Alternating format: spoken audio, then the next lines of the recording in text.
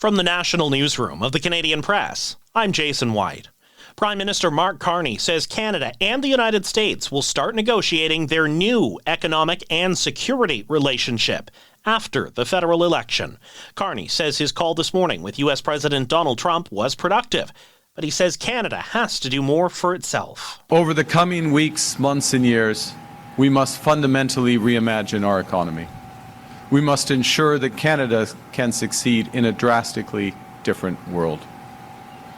The old relationship we had with the United States, based on deepening integration of our economies and tight security and military cooperation, is over.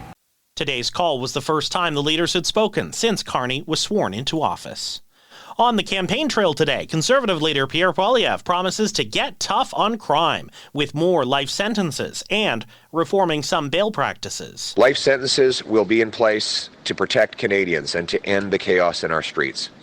These policies are necessary to protect the charter rights of Canadians.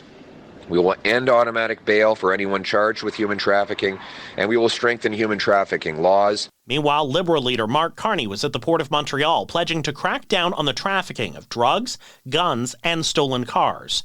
NDP leader Jagmeet Singh targeted rising housing costs today, pledging new rules for corporate landlords and more help for nonprofit groups.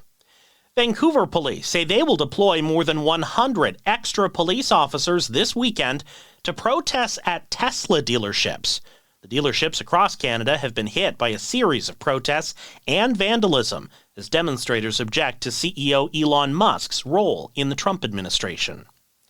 An Ontario judge has granted an injunction keeping 10 supervised consumption sites open for now. The judge is considering a charter challenge of a new Ontario law banning the sites from operating near schools or daycares. The sites were set to close April 1st, but now can remain open until 30 days after the judge decides the case. A Quebec greenhouse farming company founder's estate is suing a U.S. helicopter company over the crash that killed him. Stéphane Roy and his teenage son were killed in the 2019 helicopter crash. A lovable dinosaur landmark northeast of Calgary is facing an extinction-level event. A petition of more than 1,100 signatures demands protection of Tyra the Tyrannosaurus in Drumheller, Alberta. A.J. Fry started the petition after learning the landmark will be dismantled in 2029. I'm going to make a weird comparison here. This is like if Paris was just like, yeah, we're tearing the Eiffel Tower down in 5 years. It was cool. We're done. Drumheller Council says it was shocked by the move and is demanding answers. This is the Canadian Press. In sports, the Winnipeg Jets look to move atop the overall standings tonight when they host the New Jersey Devils. Other NHL action has the Montreal Canadiens visiting Carolina, while the Vancouver Canucks face Columbus.